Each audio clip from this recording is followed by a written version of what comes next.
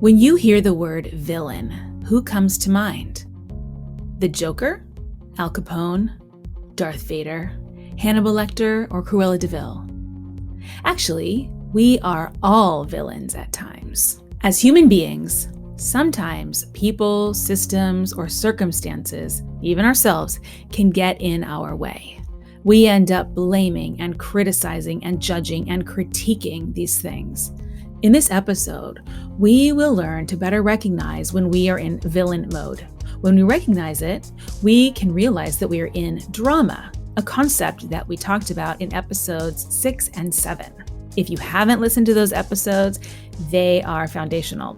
So when we're in villain mode, we're telling ourselves a story that we should or shouldn't be doing something, or they should or shouldn't be doing something that they're doing. I like to call this shooting on ourselves. When we recognize that we're in that mode, we can start to question the stories that we're telling ourselves about what should and shouldn't be. And through this, we can become empowered to resolve issues and conflicts with ourselves and others permanently. Even if you are in villain mode, you are allowed to be a human who from time to time is going to fall into blame. You are allowed to stop judging yourself and others. You are allowed to shift out of blame and into a powerful way of leading in your own life. Welcome to Allowed. When you were born, you were whole, perfect. Then somewhere along the way, you learned that parts of you were not allowed here, and you began to chip away at yourself. What are the pieces of you that you've put into the basement? The parts of you that we cannot see anymore or that you cannot even remember? What are the ways that you, without even knowing it, are eroding your own aliveness, your creativity, and your well-being? And how can you reclaim the wholeness that is your birthright? I'm Dr. Caneel Joyce, and I'm here to join you in exploring these questions and many more you didn't even know you were allowed to ask. You are allowed to grow. You're allowed to dream. You are allowed to be exactly who you are and to become the next version of who you want to be. Start your journey of exploration with me right now on Allowed. You are allowed to be whole. Welcome back to the show. You are on your own journey of self-discovery and exploration, and that's why you were drawn here. I'd like to take a minute to send some appreciation to one of our listeners, and I don't know who this is, but I suspect that they know me personally from what they say, and I just really appreciate you taking the time to write a review, because these reviews help me to shape the show and give me a sense of what you as listeners are wanting to learn and hear and the kinds of topics that you're wanting me to cover. So it's always like very, very valuable for me in creating the experience that you want. So Green Meme wrote, "Brilliant. I think Caneel is a brilliant mind, committed professional, and incredible person. She's been a guiding light for me since I met her, and I think the work she does in the world is invaluable. I love her work on this podcast series." Green Meme, I don't know who you are, but I am so grateful for you for writing this. It's really sweet. Whoever you are, I suspect that you're someone I've seen in the last couple months, and maybe I'll see you again soon. Please reveal your identity. And let me give you a nice big hug. I'm so touched by what you have written. And to see that anybody thinks I'm a committed professional, my mind is exploding. Wow. Because I'm barefoot right now. Thanks for writing. And yeah, all of you listeners, please do take the time to be seen as one who grows. Share your story of growth. Share what you're learning. Share what is moving you. Share what's transforming for you. And you can share questions, give feedback, offer ideas and support. All of that is happening right now in our Facebook group for the Allowed podcast. You can find a link at caneel.com/podcast. And trust me, this is a couple minutes that will really deepen your ability to be resilient and to grow, and receiving support and being seen as one who grows is a game changer. So it gives you a lot more leverage in the work that you are doing here with me. I hope I see you there. In previous episodes, we have explored something called the drama triangle. Today, we're going to be diving even deeper into that concept. It is The most amazing concept I think I've ever learned. And I really encourage you to go back and listen to episodes 6 and 7 if you haven't yet. So, wherever you are on your journey, you may find yourself occasionally dropping into self blame, self judgment, self criticism, having stories like, I'm not enough or I should do more. Now, we all experience this sometimes. And here on my team, of course, we experience that and we coach each other through it. Showing up here every week is really, really helpful in helping you build self awareness. Now, self awareness itself is the beginning of a solution that is going to give you the results that you want to be free, to be joyful, to be fully alive, creative, living on purpose, authentically, and in a way that serves you and those around you. So I'm really, really happy that you are back and engaged here with the show and with our community. Today, we're going to focus on one of the modes in the drama triangle, one of my favorites, called the villain. So I'm briefly going to recap what the drama triangle is. In short, we go into drama anytime that we're convinced that we are right about something. We call this going below the line. When we're pretty sure we're right about something, we begin to experience suffering. And there are three distinct modes of this suffering or this drama that we might play. And these are archetypal roles that you will recognize from any TV show, any movie, any book that are going to be very familiar because all humans play them all of the time. Most of us are in drama a lot of the time. Being in drama is okay. It's totally normal and human. It just means that the issues that we are facing, the challenges that we're facing, the struggles, the suffering, we're not going to really be equipped to resolve those permanently. And instead, what's going to happen is those issues are going to recycle. What do I mean when I say issues recycle? Well, have you ever dated the same person 3 times, even though it was always a different person each time? Have you ever had the same job multiple times in a row and you can't figure out how, even though it's a different title in a different company and a different boss, the job is playing out in just the same way? We keep having the same bad boss again and again and again. Like, no matter what, they never trust us, or they always give us too much work, or they're never clear enough. No matter what party we get invited to, we end up always feeling like we were left out of every conversation. Or why is it always me who ends up staying late to help clean up and no one else ever helps to clean up? Yeah, that's issues recycling. That is drama. We all have patterns like this, which tend to indicate that we are in drama in some way around something, and we haven't yet woken up to our role and our own power in helping to create those situations. So I believe that we tend to seek out the recycling of issues because deep down, our essence really does want to learn how we play a part in creating our own suffering. So the goal first is self-awareness. Where am I? Am I above or below the line? Am I in drama or not? And that's why I really wanted to go in deep into each of the three roles in the drama triangle. So today, focusing on villain. The other two roles are the hero role and the victim role. So in short, the villain is convinced that somebody is to blame. Somebody or something is to blame. Maybe myself, maybe someone else.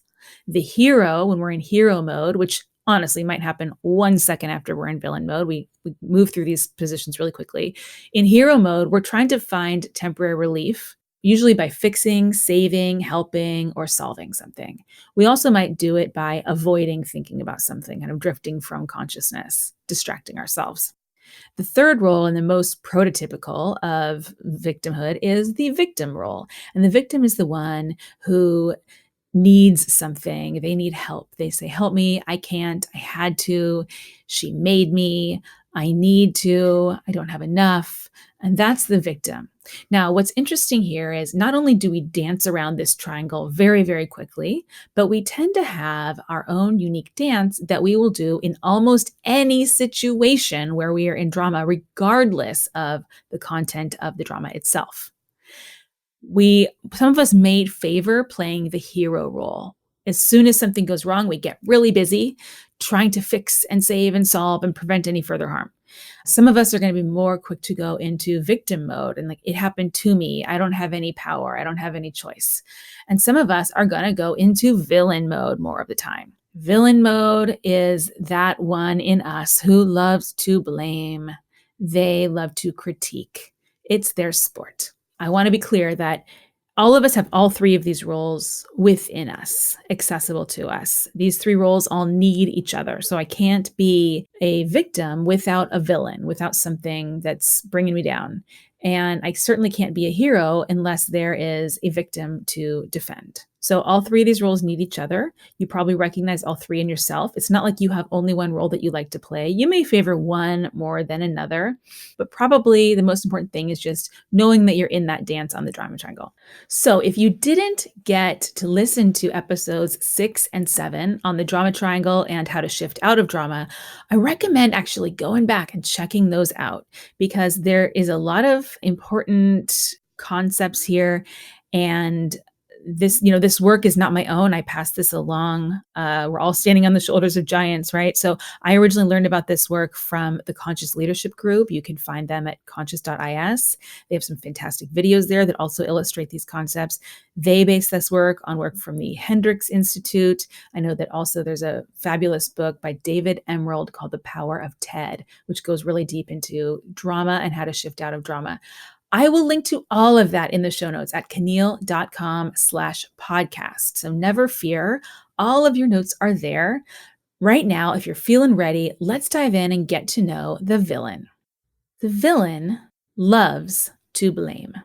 They will blame themselves. They will blame others. They'll blame the system, the man, society, science, nature. They'll blame the universe. They'll blame God.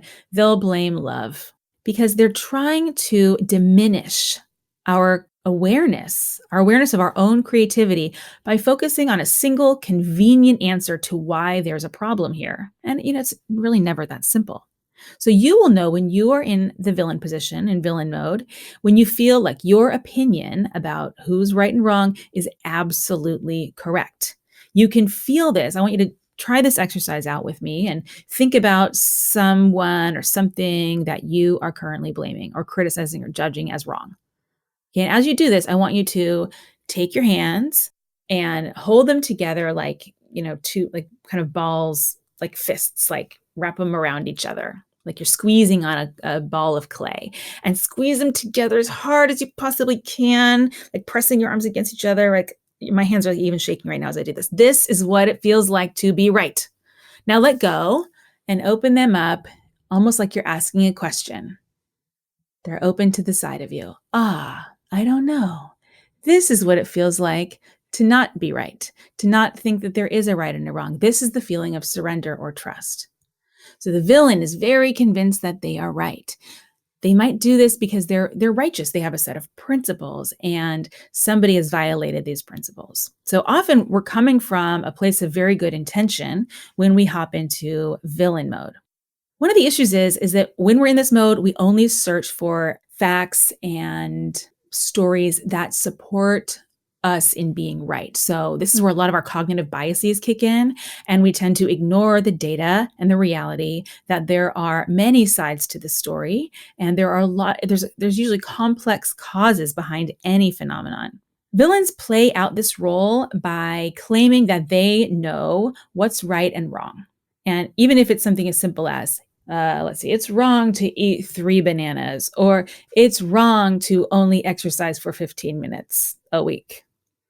So are you starting to recognize now how this is something that's part of our lives? When we do this right and wrong thing, and we're really sure that we know, then we begin to stifle any kind of creative discussion, any kind of debate, including with ourselves. So our thinking becomes simplified, and we begin losing the ability to solve the problem because we need to have creativity and debate in order to create solutions, right? We keep our attention on the problem when we are in villain mode. And when we're only focused on the problem, those manifestors out there know that we're going to continue to manifest problems. There's a whole nother angle to this. All right, so villains are really motivated by looking for control, looking for sources of control. How can I control things? And one of the ways they like to do this is blaming. Who can I blame? What can I blame? They also might perceive that blame is coming at them. So we can equally be in villain mode when we are perceiving blame, perceiving judgment, perceiving criticism. When my husband and I get in little tiffs, we like to say, "Why are you blaming me?" It's a little joke that lightens the mood because we're in that villain mode, right? Villains like to seek out enemies to conquer, people or institutions to criticize, and they're in search of the one right way, the righteous path. When we're in any position on the drama triangle, we're not in presence. So we're not going to be in flow. We will not be as connected to love. We're not going to trust the unfolding of whatever happens. We're going to be really feeling a big sense of threat. And this even shows up in our body. When we're in this mode of threat, we often villain because it helps give us a sense of control and it helps us drift from presence, right? It helps us to avoid the reality that we're not liking at that moment. And the favorite ways of the villain from drifting from presence are policing others. So my kids like to police each other sometimes. And we have a little chalkboard in our kitchen. There's two sides of it. And one side says curiosity points, that they get a little gold star there if they're being curious with each other. And the other side says police points. And that's where if they're in villain mode and they're policing each other and calling each other out and tattling and blaming, they get a police point. And it's really just, it's not because they're wrong for policing, although it does bug me a lot sometimes. It is for their self-awareness, right? So policing is one of the big things that we do. We go looking for who's doing what wrong. They also like to intellectualize and analyze. So they create theories or explain away responsibility. Villains love to compare. So they might compare themselves to others. They might compare the good and the bad team.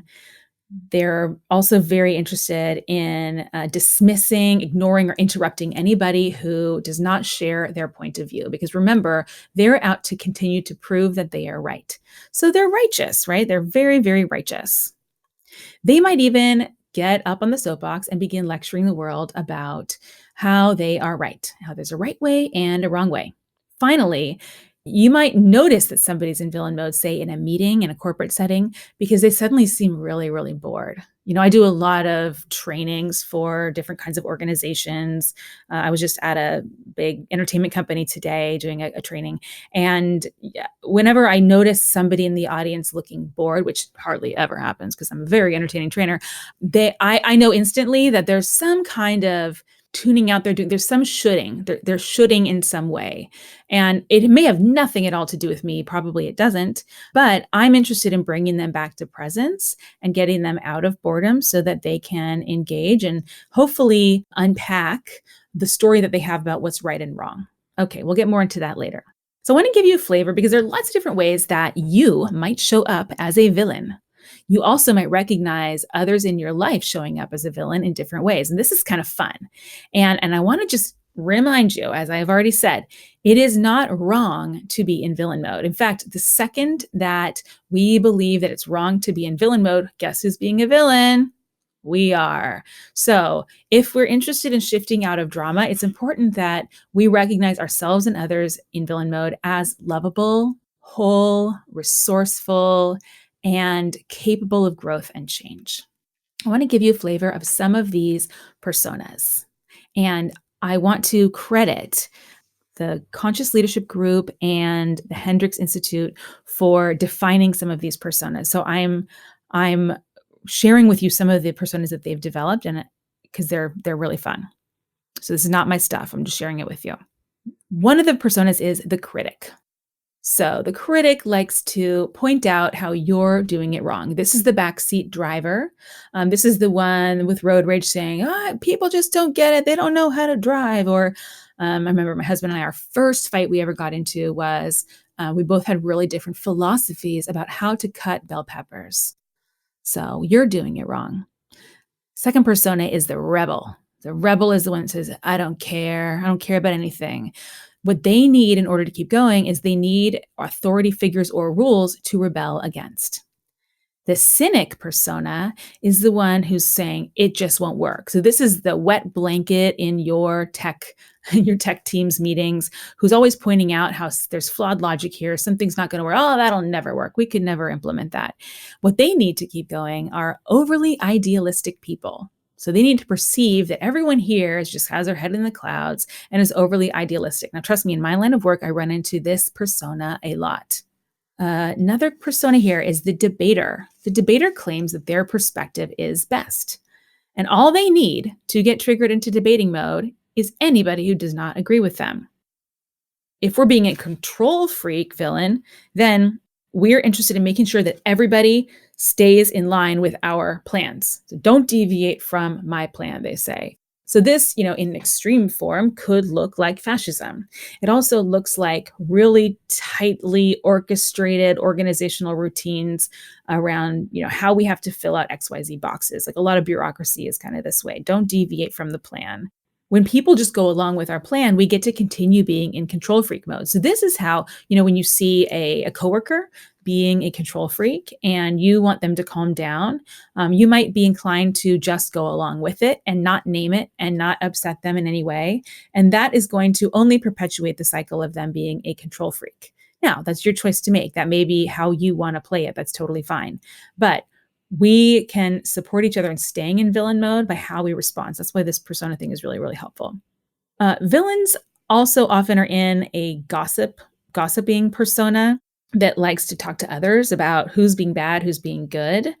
We might be a bulldozer persona who says my way or the highway, and everybody else is a wimp.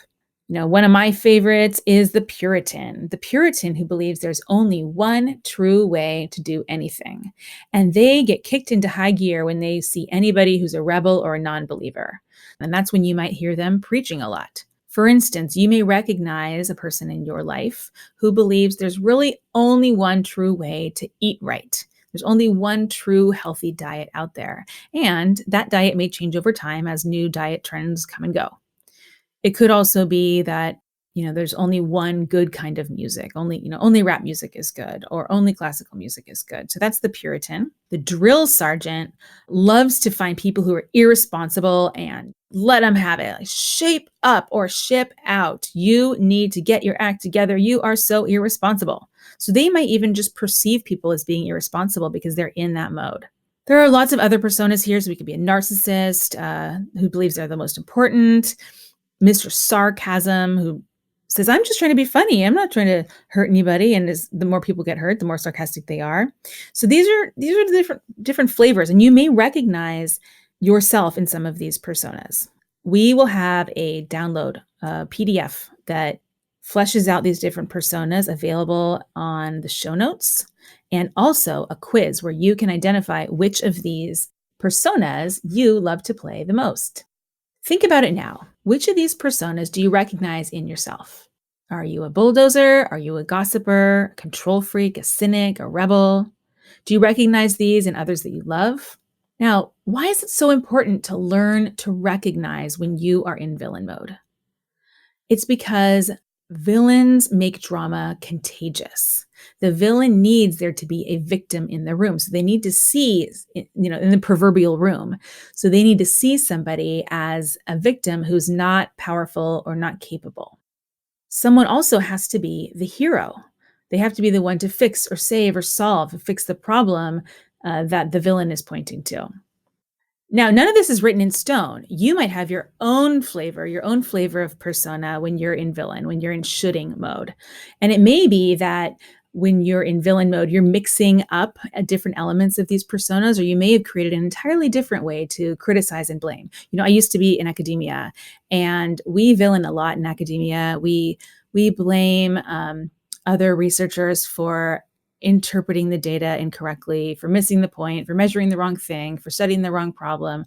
And it's something that you become trained to do. Now, it's also very possible to be critical in a critical thinking sense from above the line and not in drama when you're motivated by learning, not by being right. You're more curious. So I just want to be clear that you can be critical as a critical thinker, either above or below the line.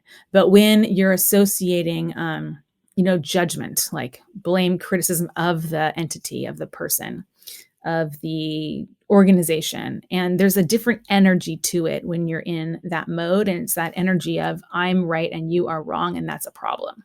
All right. So if you are interested in finding out which personas you like to play the most when you're in villain mode, please come to caneel.com/podcast and find the show notes for this episode. That is where you can get access to this quiz and find out which of these personas do you love to play the most these days. You could also take it on behalf of somebody else who's in your life and see if you can identify the personas they like to play the most. And that can actually really, really help you to stop perpetuating the cycle unconsciously. All right, so now we understand the drama triangle.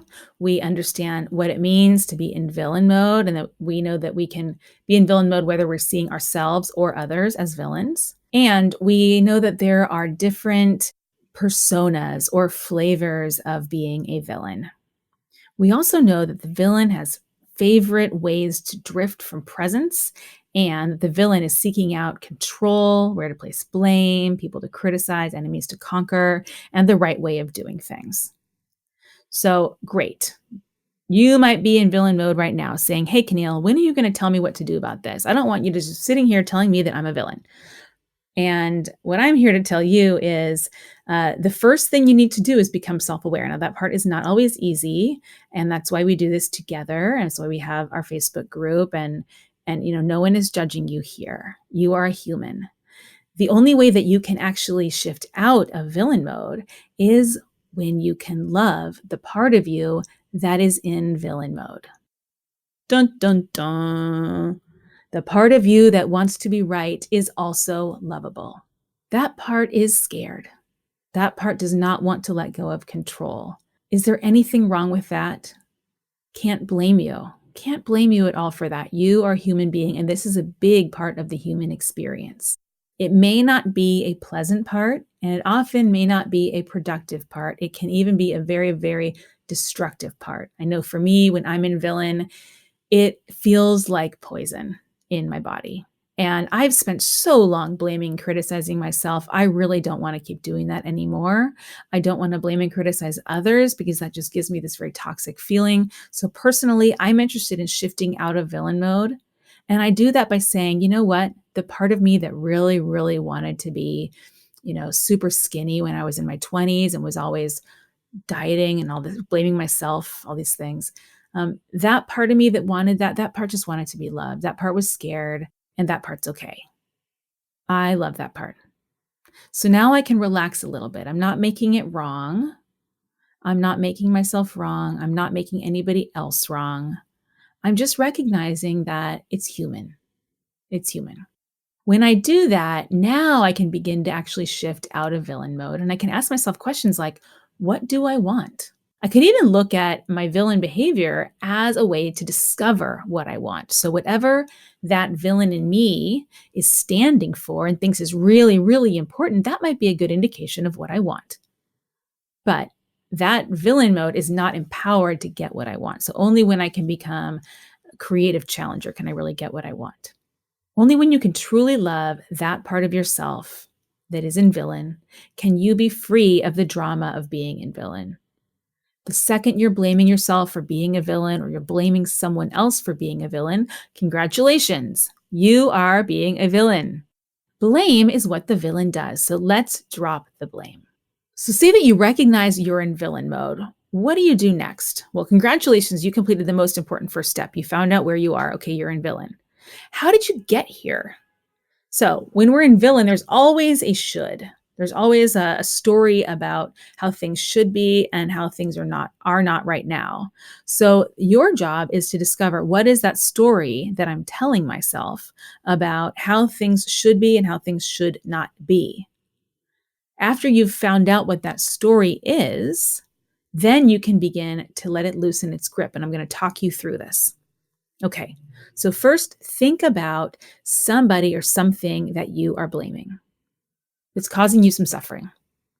Could you loosen up that a little bit and find what's lovable about them, and perhaps even what's lovable about the suffering and what you're learning in that process?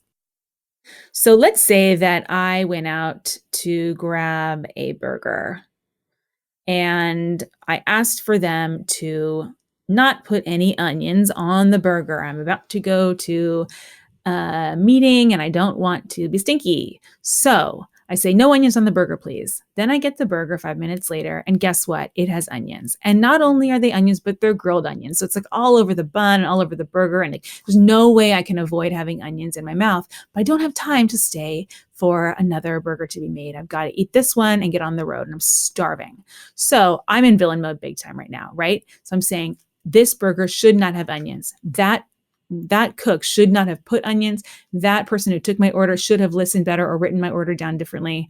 And my breath should not smell like onions. I should not eat onions. So there's so many shoulds here. Now, you find an example like that in your life. Just take a moment. It can be anything, seriously. It can be the most casual thing or something very, very important. All right, you've got it? Now, what are the shoulds? What are the stories you're telling yourself about how things should be and shouldn't be? Can you identify some? It's usually pretty obvious stuff. So now you've found your stories. Here's the flip. Pick one of those stories. I'm going to pick this burger should not have onions. And find what would be an opposite story to tell myself. So in this simple example I'm using, it would be this burger should have onions. Think about what would the opposite of your story be? Give you a couple more examples just to make it easier. Other opposites of my story might be my breath should taste like onions, or I should eat whatever I want to, or that cook shouldn't listen to me when I say no onions. I can pick any opposite that's part of this story. You do the same. Now you ask yourself, would I be willing to see how the opposite of my story, my should story, is at least as true as my story itself? For example, my burger should have onions on it. Can I see how that's at least as true as my initial story that it shouldn't? Okay, well, let me see. Why should it have onions? It should have onions because onions are delicious. Onions are very, very good for you. Adding more flavor to my burger is going to help me be more satiated and stay full longer. And that's going to be better for my health. And it'll actually save me time this evening because I won't have time to stop for dinner before I go to the airport. I can also see how that cook should put onions on the burger because he should do things as efficiently as possible and he should get our food out quickly. And I can see how getting a fresh burger made in 5 minutes is actually a great thing. And I was lucky that I got to do that. So I know this is like a very mundane example. It can be much more challenging to use an example where there's a lot of heat in it, where we're really deeply, deeply angry and very, very hurt and very, very scared. So such as, I never feel this way about my own mother, but I know a lot of people who do. My mother shouldn't criticize me. Like, would I be willing to see that my mother should criticize me? How could that be just as true? Well, maybe it's my mother knows what I'm capable of, or my mother is trying to teach me how to draw healthy boundaries and not spend so much time with her.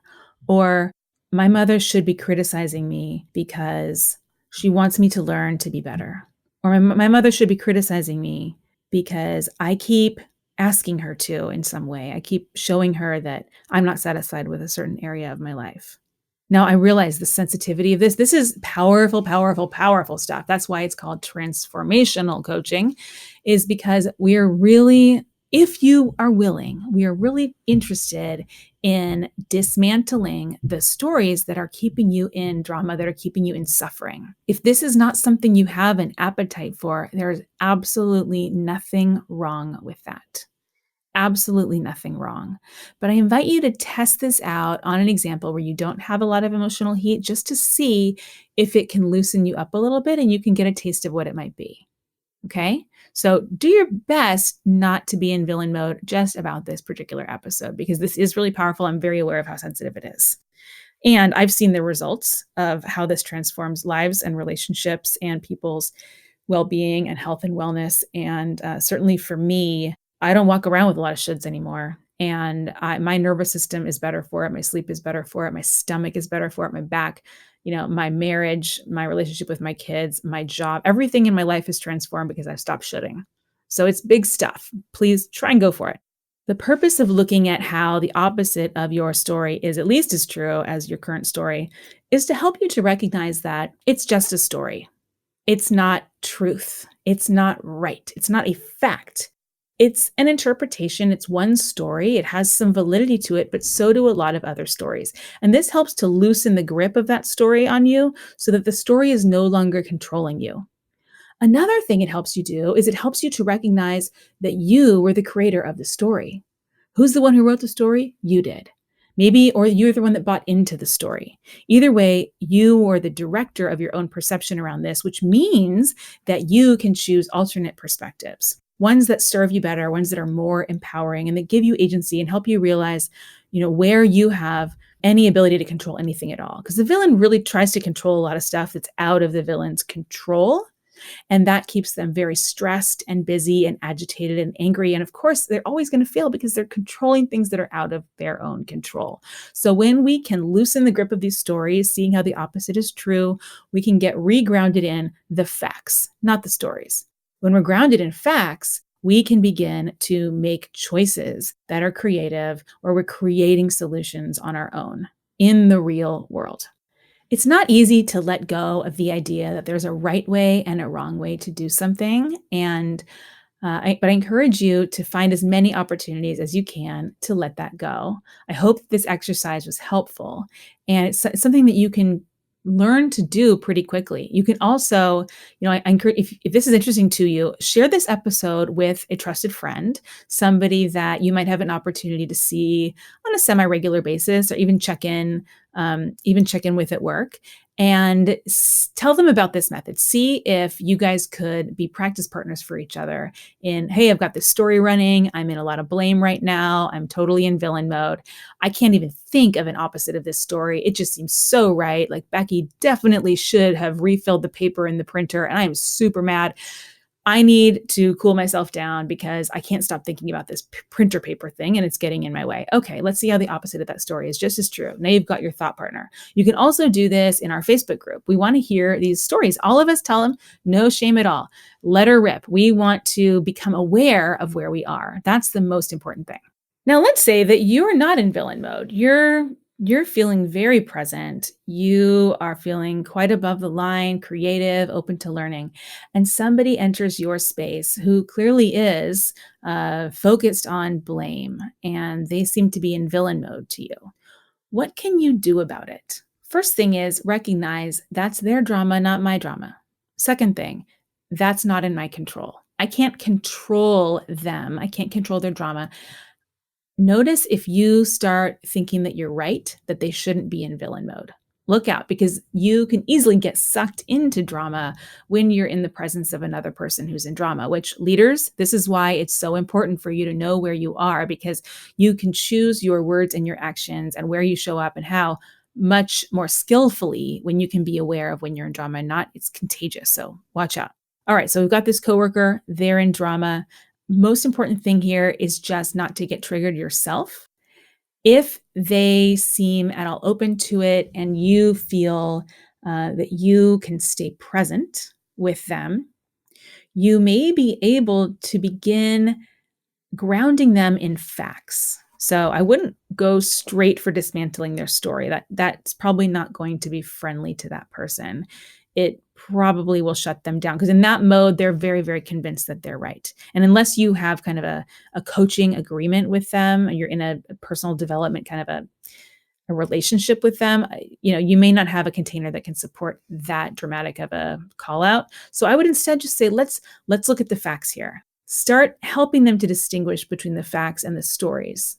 And again, this is if you want to, okay? It's not like you have to do this. But a lot of managers will ask me, what can I do when my team is in drama? So that's one thing. Another thing you can begin doing is trying to infect them with curiosity, creative curiosity. And one of my favorite tools for doing this is, it's called open, honest questions. So an open, honest question is a question where you are genuinely, authentically curious about something, about this person. And you really don't know what the answer to this question might be. You don't even have a preference for what the answer might be. So it's not a question that's intending to send a message or to teach something. It's a question that is intended to open a conversation so that you can learn about the person. Lastly, these are open-ended questions, so people, can take the answer anywhere they want to. It's not just a yes, no, black, white kind of an answer. When you ask a person in villain mode some open, honest questions, if you're really genuinely feeling that curiosity, they're going to begin to get curious themselves often. Now, you can't control them, of course, but I found that this is pretty effective.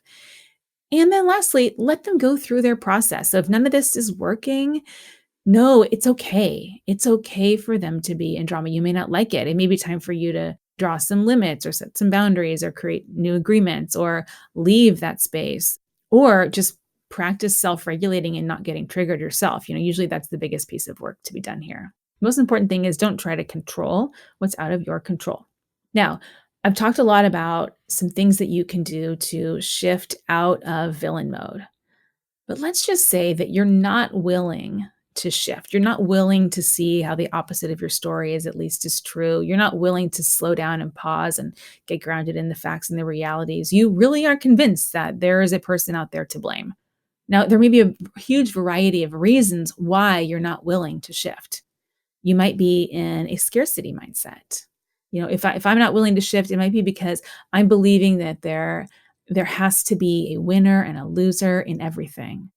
Or I might just not be willing to feel all of my feelings around this issue. It might be much easier to blame and to focus on how someone else is wrong than to feel the sadness of, hey, I helped create this, or the sadness of, I have no control over this.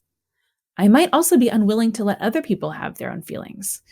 A few episodes ago, I talked about when my son had colic and was crying all of the time and how hard it is for me to witness my kids in their suffering. I feel like I've gotten a lot better at this, but it can be hard to let other people have their own feelings, in particular when it feels like those feelings are coming at you. This can be really, really triggering when it feels like someone is blaming or judging you. I know for me, this has definitely been one of the hardest patterns of my own to unwind. I'm very, very sensitive to that. And I have to do a lot of self-regulation and breathing and grounding to sit there when someone's actively blaming or criticizing me. But it's doable, finally, a little bit, sometimes. All right. Lastly, I might be unwilling to take responsibility for the current state of things. So if I'm in villain mode, I might not want to shift because that would mean I need to see how I am partly responsible. I'm responsible for my part of things. I'm responsible for the parts that I could control, the choices that I made, the actions that I took, the words that I said, the things I didn't do. If I'm not willing to take responsibility for those things, I'm not going to shift out of villain mode. I might hop over into a different form of drama. I might go to hero, I might go to victim, but I'm going to be still stuck in drama.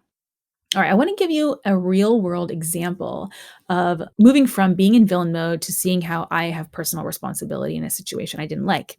Imagine this. So in my house, we have this little breakfast nook, and I've covered the walls of this breakfast nook with my daughter's paintings and my son's drawings. And so it's just art like up and down the walls.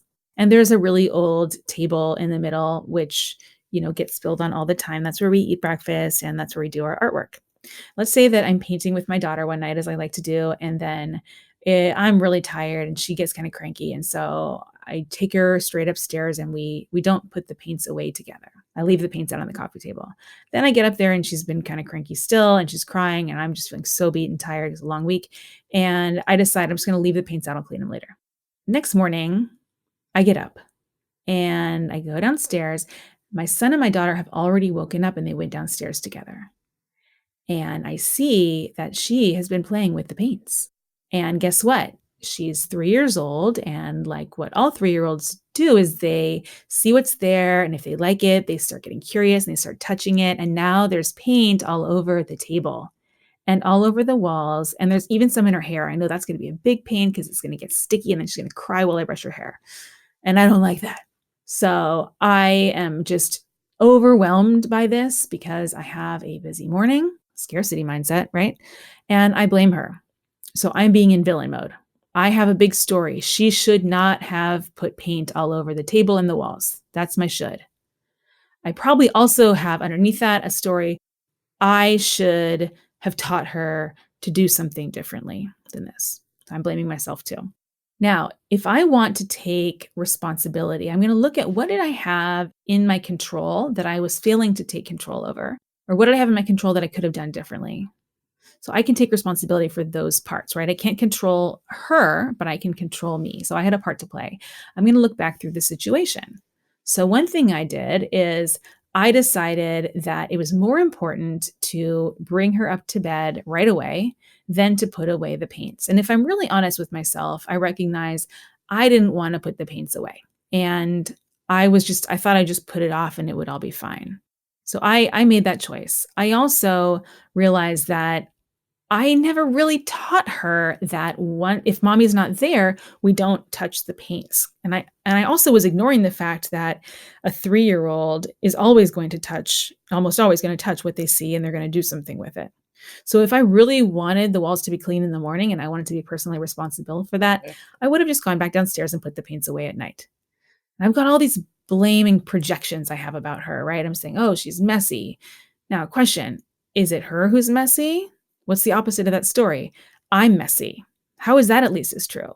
Well, that's pretty easy to see. I'm the one that left the paints out. I'm the one that didn't clean them up. Like, I'm the one that lets them spill on the table all of the time and it maybe doesn't always teach them to clean up right away. So who's messy? Is it her or is it me?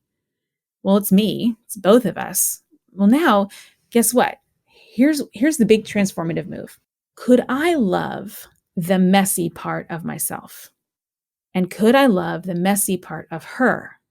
Does this make sense? So to move out of villain mode, I'm gonna find what's there to love. A lot of this is related to shadow, which is a concept that's come up in other episodes. If you go back to episode 2, you can learn a lot about that when I had Luke Entrup as a guest on the show. It's a great episode. So a lot of this is there are unloved parts of myself. And when I see those in others, I get triggered into drama and I begin to point the finger and blame. Almost anytime I'm blaming someone else for something, it's probably something I think about myself on a subconscious level. Does this all make sense? All right. So if I want to point a finger over there, I'm probably also pointing it back at me. What's cool about this approach is there are actually usually lots of different opposites to any given story. So if my first story is she shouldn't have made a mess, one opposite might be she should have made a mess.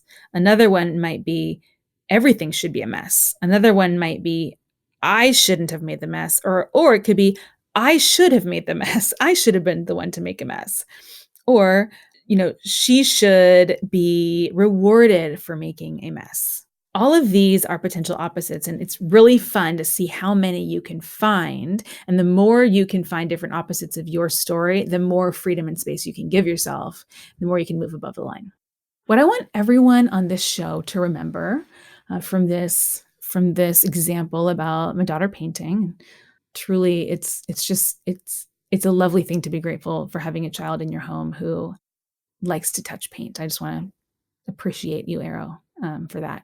So what I want everyone here to remember is that there's always a wake-up call available when you find yourself in villain mode. There's always a part of yourself that you don't yet love, or a part of humanity that you don't yet love, or a part of an institution that you don't yet love.